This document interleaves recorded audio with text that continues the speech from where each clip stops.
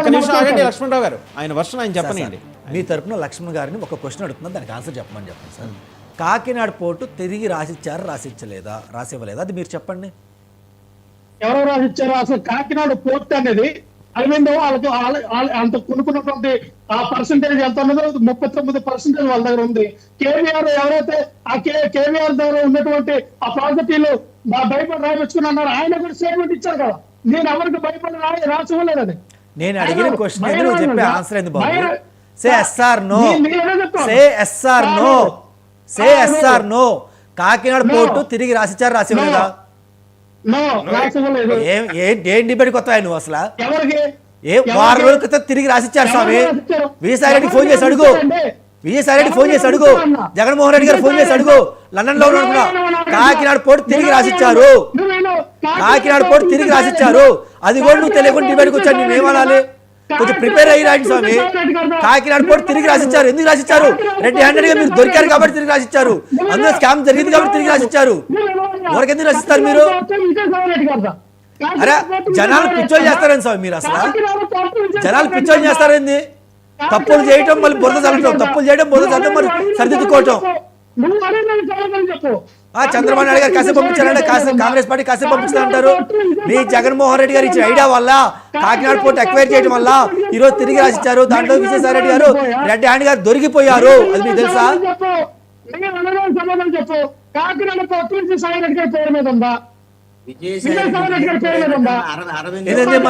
మళ్ళీ చెప్పు. అరవింద్ ఎవరిదయ్యా? అరవింద్ ఎవరిది? మీరు దగ్గర అక్కడే దగ్గర చెప్తున్నారు, నాకు అర్థం కాదు. మీరు అక్కడ దగ్గర చెప్తున్నారు కదా, అసలు కాకినాడ పోర్టు తిరిగి రాసిచ్చారు. అది మీకు తెలుసా?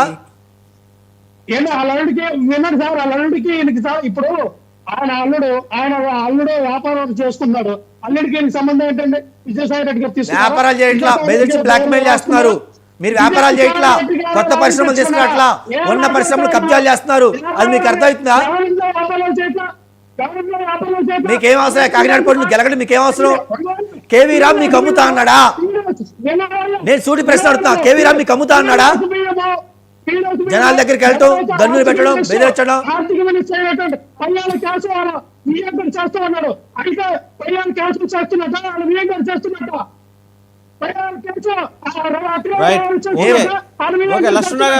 లక్ష్మణరావు గారు ఆగండి, ఆయన కంప్లీట్ చేయనియండి, మళ్ళీ మీ దగ్గరకు వస్తా. లక్ష్మణరావు గారు ప్లీజ్ ఆగండి.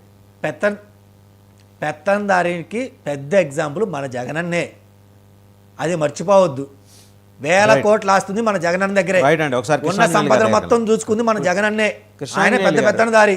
కృష్ణాంజనేయులు గారు సరే, పోయిన తర్వాత చదవండి మీరు.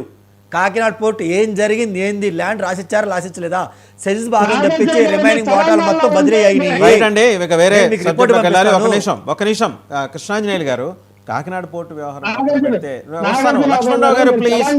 లక్ష్మణరావు గారు మీ దగ్గరకు వస్తాను, ఆగండి. లక్ష్మణరావు గారు మీ దగ్గరకు వస్తాను, ఆగండి. కృష్ణాంజనేయులు గారు, ఇప్పుడు జగన్మోహన్ రెడ్డి రేపు పొద్దున ఆయన ఉద్యమ బాట పట్టగానే 10 మంది ఎమ్మెల్యేలను ఖాళీ చేయించే ప్రయత్నం కూడా ఒకటి ఢిల్లీలో జరుగుతుంది. దాంతోపాటు అంటే ఈ మొత్తం స్కెచ్ వెనక ఆర్ఎస్ఎస్ ఉంది. ఆర్ఎస్ఎస్ ఎట్లాగైనా సరే పెనట్రేట్ అవ్వాలి ఆంధ్రప్రదేశ్లోకి. అంటే వాళ్ళు సంఘం పొద్దునే 7 o'clock వెళ్ళి వందనం చేసుకోవటం, కవాత్ చేయటం ఇవన్నీ కాదు. పొలిటికల్గా పెనట్రేట్ అవ్వడానికి చాలా బలంగా ప్రయత్నాలు చేస్తుంది, వైసీపీని పూర్తిగా కబ్జా పెట్టేయడం కోసం.